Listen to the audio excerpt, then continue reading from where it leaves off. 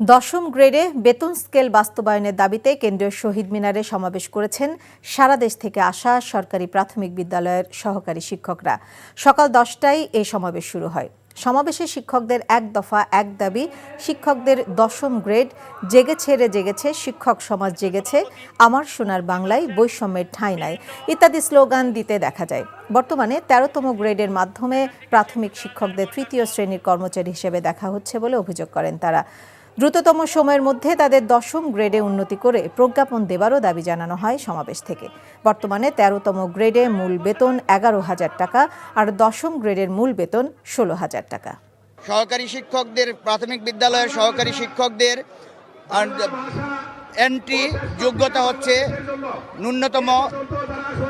ন্যূনতম দ্বিতীয় শ্রেণী, গ্রাজুয়েট দ্বিতীয় শ্রেণী। এই গ্রাজুয়েট দ্বিতীয় শ্রেণীর হাই স্কুলে সহকারী শিক্ষকদেরও দশম গ্রেড, কিন্তু প্রাথমিক বিদ্যালয়ের সহকারী শিক্ষকদেরকে দশম গ্রেড দিচ্ছে না। আমাদের সমপরিমাণ যোগ্যতা নিয়ে সকলেই আজকে দশম গ্রেডে অবস্থান করতেছে। আমরা তো অবশ্যই দশম গ্রেড দাবিদার এবং দশম গ্রেড পাবো, সে প্রত্যাশা আমরা সরকারের কাছে করি। বৈষম্য দূর হলে শিক্ষকদের এই বৈষম্যের শিকার, এই বৈষম্যের হাত থেকে রক্ষা পেলে অবশ্যই আমাদের দেশে আমাদের প্রাথমিক শিক্ষা বিশ্ব মানসম্পন্ন হবে, আমরা আশা করি।